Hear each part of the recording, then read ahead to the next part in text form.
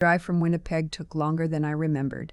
Or maybe it just felt that way because I kept second-guessing myself the entire 400 kilometers, my hands tight on the steering wheel of the rental, my eyes fixed on the highway while my mind circled the same thought over and over. Something is wrong with my daughter. The last time I'd spoken to Nadine was 5 weeks ago. Before that, we talked every Sunday. She'd call me at the care home in Winnipeg where I'd been staying close to my husband Frank while he finished his radiation treatments. We'd talk about small things, the weather, what she was reading, whether the garden had survived the frost. After Frank passed in late September, the calls got shorter. Then they stopped. She sent a text when I told her about Frank's funeral. "So sorry, Mom. Ryan says we can't make the trip right now. Sending love." I stared at that message for 2 days. My daughter, who had cried at the end of every Hallmark movie since she was 12 years old, couldn't make the trip for her father's funeral. Ryan says that was the part that stayed with me. My son Kevin drove me to the airport in Winnipeg. He offered to come with me to Ottawa. I told him not yet. Let me see what's happening first. He squeezed my hand before I went through security and said, "Mom, if anything feels wrong, you call me." I promised I would. The house on Stillwater Crescent looked the same from the street mostly. The same beige brick, the same blue spruce Frank and I had planted the year Nadine was born, now tall enough to block the front left window. But the driveway had 3 cars in it. I didn't recognize any of them. Nadine drove a silver Civic. None of these were silver. None were Civics. I sat in the rental and counted the cars. Then I counted the windows with lights on. It was 11 in the morning on a Wednesday in November. 4 windows were lit. I thought about calling first. Then I thought about the text message again. Ryan says, I got out of the car. The front walk hadn't been salted, and there was a skim of ice under the dusting of snow. I went carefully. I still had my key on my ring, the copy I'd had since Frank and I helped Nadine and Ryan move in 4 years ago when they bought the place. We'd given them the down payment, $22,000, every cent of the savings account we'd kept since Kevin was born. Frank had cried in the car afterward, not from sadness. He just loved her so much. The key still worked. I pushed the door open and the smell hit me immediately. Not the smell of Nadine's house. She'd always kept it clean. A little like cedar from the drawer liner she used. A little like whatever she was baking on weekends. This was something else. Fried food and dirty laundry and the particular stale heaviness of a space where too many people have been living too close together for too long. Shoes filled the entryway. Work boots, men's runners, a pair of small children's rubber boots with frogs on them, a backpack slumped against the wall, a hockey bag. I stepped over it all and walked toward the kitchen. There were 4 people I didn't know sitting at my daughter's kitchen table. A man in his 40s, heavyset, wearing a Canada Goose jacket indoors, was scrolling on his phone. A younger woman, maybe late 20s, was feeding something to a toddler in a high chair. The high chair I recognized, the one Nadine had bought herself just before Christmas last year, saying she wanted to be ready, saying that she and Ryan were thinking about starting a family soon. 2 teenage boys sat at the far end of the table with plates of toast in their own phones, earbuds in, not looking at anything but their screens. None of them noticed me for a full 10 seconds. "Excuse me," I said. The man looked up first. His face went through several expressions very quickly. Surprise, then assessment, then something that settled into a kind of annoyed authority, like I was the one who'd walked into the wrong place. "Can I help you?" he said. "I'd like to know who you are," I said, "and why you're in my daughter's house." The younger woman looked at the man. The man set his phone down. "This is Ryan's place," he said. "I'm his brother, Kyle. These are my kids. Who are you?" "I'm Nadine's mother." "Where is Nadine?" Kyle leaned back in the chair like he was settling in for something he'd already prepared for. Nadine works mornings now, he said. She'll be back around 2. You can wait if you want, but Ryan's upstairs. You can talk to him. Nadine works mornings. Nadine, who had her designation as a registered nurse, who had been working the same shift at the Civic Hospital for 7 years, who had once told me she'd never give up that job because it was the first thing she'd ever earned entirely on her own. What happened to her job at the hospital? I said. Kyle shrugged. She took some time off, between things. He picked up his phone again. I didn't respond to that. I walked out of the kitchen and up the stairs, the door to the second bedroom, the one Nadine had used as a reading room, the one with the window seat and the shelves of nursing textbooks and the small armchair she'd bought at a St. Laurent Center consignment sale, was closed. I could hear Ryan's voice behind it, low and easy, the voice of someone who had no idea what was coming. I knocked once and opened the door. Ryan was at a desk I'd never seen before. 3 monitors, a ring light set up to one side. He spun around in his chair, and for just a moment, before his face rearranged itself, I saw it, a flash of something close to fear. Sandra, he said, using my name instead of what he'd always called me before, which was Mom. We weren't expecting you. I can see that. I looked at the room. The armchair was gone. The bookshelves were gone. There was a mini fridge in the corner and a gaming headset hanging from a hook on the wall. Where is my daughter? She's at work. He kept his voice friendly, the way men do when they're nervous and trying not to show it. She picked up some shifts at a medical clinic on Marivala. Better hours. She wanted a change. A change. Nadine had worked in emergency care since she was 26. She'd once told me she couldn't imagine doing anything else, that she was built for the noise and the urgency, that quiet offices made her feel like she was wasting herself. Ryan, I said, who are all the people downstairs? His jaw tightened slightly. Family, he said. Kyle's between places right now. His wife, he gestured vaguely. They're dealing with some stuff. And my parents had some issues with their condo on the other side of the river, so they're staying in the master for a bit. It's temporary. Where is Nadine sleeping? I said. There was a pause. She's comfortable, he said. She said she didn't mind. Ryan, where is my daughter sleeping? He looked at the monitors instead of me. We set up the basement, he said. She's got her own space down there, plenty of room. I left him talking. I walked back down the stairs, past Kyle and the woman and the toddler and the teenagers. I went through the door off the kitchen that led to the basement stairs. At the bottom, I found a folding cot behind the furnace, a milk crate with some clothes folded on top of it. Nadine's nursing textbooks stacked on the floor beside it.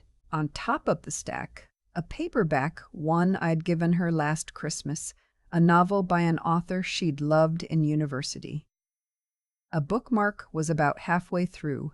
My daughter, a 37-year-old registered nurse, was sleeping on a cot behind a furnace in the basement of her own home. I stood there for a moment in the low light and just breathed. Then I went back upstairs, walked out the front door without a word to anyone, got in the rental car, and drove to the Tim Hortons 3 blocks east. I ordered a large double-double and sat in the corner booth and called Kevin. He answered on the second ring. Tell me, he said, which was how he always answered when he already knew something was wrong. I told him. By the time I finished, my coffee had gone cold. I'm coming, he said. Give me 2 days, I said. I have calls to make first. I called our family lawyer next. David O.C. had done our wills and handled the refinance on Frank's shop 15 years ago. He was still practicing, and he picked up himself when I called his direct line. I told him everything I knew. He asked 2 or 3 careful questions. Then he said, Sandra, is the deed in Nadine's name alone or joint with Ryan? I didn't know. That I didn't know. I need to find out, I said. That's the first thing, he said. Call me back. I drove to Service Ontario on Trainyards Drive and asked for a title search. The woman at the counter, who was efficient and kind in that particular way of government workers who have seen everything, told me it would take a few hours. I sat in the plastic chair near the window and waited. I thought about Frank. I thought about how proud he'd been when Nadine bought that house. Our girl, a homeowner, he'd said, like it was the best news he'd ever heard. The title came back just after 1 p.m. The deed was in both names, Nadine's and Ryan's. Joint tenancy with right of survivorship. Standard for married couples, the woman explained. I called David. Joint tenancy complicates things, he said carefully. But there are still options. Is there any indication of financial abuse? Coercion? I told him about the basement cot. I told him about the hospital job and the medical clinic on Mary Valley. I told him about the house full of Ryan's family. That's not nothing, David said. That's potentially a lot. Has she talked to you? Not yet. I'm waiting for her now. When you talk to her, listen for anything about accounts, credit, loans. If he's been controlling her finances, that matters. In Ontario, and if she's in Ontario, she'd use the same rules. There are protections under the Family Law Act. We can work with this. But I need to hear from her first. I drove back to Stillwater Crescent and parked outside. At 2:10, a bus stopped at the corner and Nadine got off. I almost didn't know her.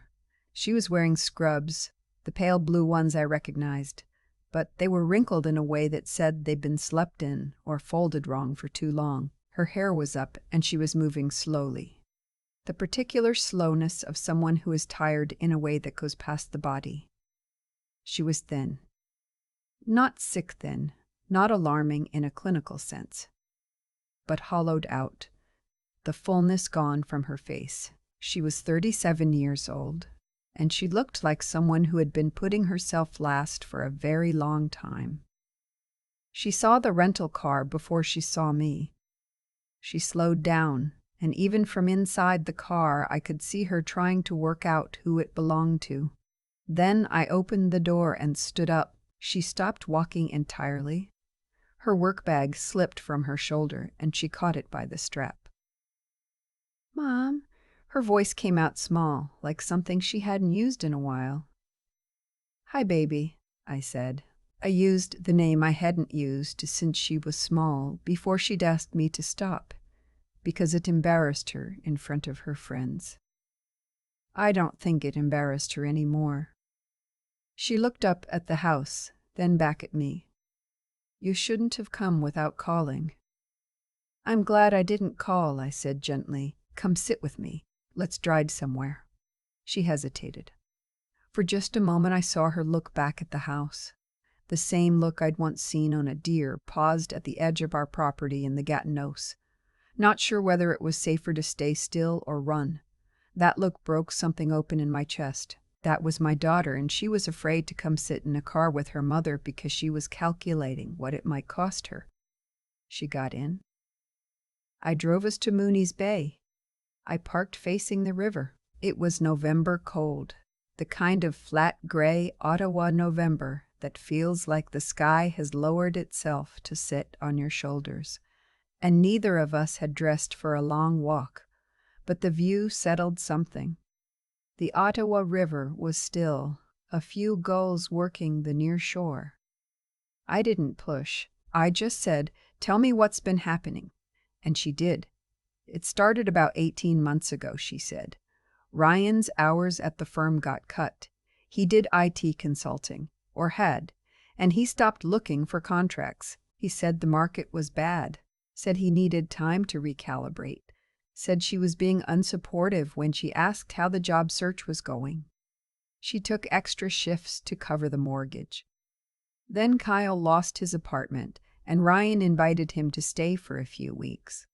A few weeks became a season. Then Ryan's parents' condo building had a dispute with the property management company, something to do with a repair that hadn't been done, and they needed somewhere to go while it was sorted. Ryan said it would be 2 months at most. I tried to tell you, Nadine said, once when Dad was really sick and you called me on a Sunday. I started to say something and Ryan came into the room and I couldn't. You were dealing with so much already. I held her hand across the center console. She told me about the bank account. Ryan had moved them to a joint account after the job loss. Said it was more efficient. Said it made sense. After that, every dollar she deposited was visible to him. He'd question purchases. He'd say she was spending too much. He'd compare what she spent on groceries to what she'd spent the month before and ask why the numbers were different. She'd started keeping a small amount of cash back from each pay just so she had something he didn't know about. $20 here, $40 there. She kept it in the pocket of a winter coat at the back of the closet. She told me about the bedroom. Kyle's wife had fibromyalgia, Ryan said, and needed the better mattress. Nadine offered to switch to the guest room. Then Ryan's parents needed the guest room. That left the couch or the basement. She'd chosen the basement because at least it was quiet. I watched her face as she told me this. She wasn't crying. Her voice was even. The same voice she'd used to tell me about difficult shifts, about patients who hadn't made it, about the hard parts of the job. She'd learned how to describe terrible things without falling apart while she was describing them. I understood that. I also understood that she'd had to use that skill at home for a long time now. "Why didn't you leave?" I asked. Not as an accusation. I already knew there was no simple answer. She looked at the river. "The house is half mine," she said. I didn't want to be the one to go. And where would I go? My friends. Ryan had this thing he did when I made plans. He'd get quiet, withdrawn, and I'd spend the whole time I was out worrying about what I was coming home to. Eventually, I stopped making plans. I don't really have anyone close by anymore. I said, "Nadine, there's something you need to know about your father and me." She looked at me. "When we gave you the down payment on this house, we didn't give it to you and Ryan. We gave it to you. I have the bank transfer records, the letter we wrote with it, your thank you note. It's documented. That's $22,000 of your equity in this house that predates any joint claim he might make." She was quiet. "I have a lawyer," I said. "David Osei. You remember David? He says there are protections. This isn't a simple situation, but it isn't impossible. Nothing Ryan has done here is beyond the reach of a good family lawyer and a very motivated mother." The sound she made was somewhere between a laugh and a sob. I told her the plan. She didn't agree to everything that night. She was scared. And fear doesn't dissolve just because someone shows up with paperwork and a plan. But she agreed to call David the next morning. She agreed to come and stay with me at the hotel. She agreed when I asked her to let me handle the next part. The next morning, I went back to Stillwater Crescent with David on the phone and a printed copy of the Residential Tenancies Act tucked into my purse, because David had told me that Ryan's family members were technically occupants of a property without formal tenancy agreements, which created a specific and useful legal situation. Ryan answered the door in his housecoat. "I have some information to share with you," I said. "Can I come in?" He let me in, which I had expected. He was the kind of man who was confident in his own home because he'd never really been challenged there. I stood in the front hallway and I said it clearly and without raising my voice. "Nadine is staying somewhere else while we work through some legal matters. In the meantime, I need to inform you that this house has a joint ownership structure, which means any decisions about who occupies this property require both owners to consent. Nadine has not consented to your family being here. I've spoken with a lawyer about next steps." Ryan's face shifted. I've seen that shift before, in people who've been used to doing whatever they wanted and have suddenly encountered a wall. He went from casual to cold very quickly. "She can't just kick my family out," he said. "We're married. This is my house." "It is half your house," I said. It is also half Nadine's house. She does not consent to these occupants. More importantly, I'd like to talk about the joint bank account and the financial controls that have been applied to her earnings over the past 18 months. Because David tells me that coercive financial control within a marriage is taken quite seriously by the courts in Ontario. You're not going to— He started. I'm also going to need those banking records, I said. David's office will be in touch today about the formal process. You should probably call a lawyer. Kyle appeared in the kitchen doorway, coffee in hand, looking like he was about to say something. I looked at him. I'd like you to begin making arrangements to find alternative accommodation, I said. I'm sure you understand that you're in a difficult position here. Kyle looked at Ryan. Ryan said nothing. I left. What followed was not clean or quick, because it never is. David filed for a formal separation of Nadine's finances first, which froze the joint account and created a separate account in her name alone, funded with her pay going forward. The family and the house did not leave overnight, but the knowledge that Nadine was no longer isolated, no longer silent, no longer alone, that changed something. Kyle and his family were gone within 2 weeks. They went to his wife's sister in Brockville. Ryan's parents held out longer, made noises about nowhere to go. But David's letter to Ryan's own lawyer laid out the situation with enough precision that by the end of November, they'd arranged something in Canada with a friend. Nadine came home on a Tuesday in early December. I came with her. We walked through the front door together, and for the first time in what felt like a very long time, there was no one else in the house. She stood in the middle of the living room and just looked around. I watched her breathe. I'll make tea, I said. I'll change the sheets on the bed, she said. The real bed. She said it like she was trying the idea out, like she wasn't quite sure she was allowed. You're allowed, I said, even though she hadn't said it out loud. The separation went through the following spring. The house was sold and the equity divided. The court gave weight to the documented down payment from Frank and me, which gave Nadine a larger share. She found a 2-bedroom apartment in Sentrytown, close to the hospital where she'd eventually return to work. Her old manager had kept her file active. They wanted her back. Ryan left the city for somewhere else. I don't ask about him. I stayed in Ottawa through the winter, much longer than I'd planned. Kevin came out for Christmas, and we had dinner at Nadine's apartment. Take-out Thai, because none of us felt like cooking. A tiny tree from the Canadian Tire on Bank Street that Nadine had decorated with the ornaments she'd saved from her bedroom at our house in Winnipeg. Frank's face smiled from a photo on the mantel beside it. I brought the frame from home. Kevin raised his plastic cup of ginger ale and said, "To Dad," and we said, "To Dad." Then Nadine said, "To Mom," and I didn't have anything to say to that, so I just squeezed her hand. She's in good shape now. Not perfect.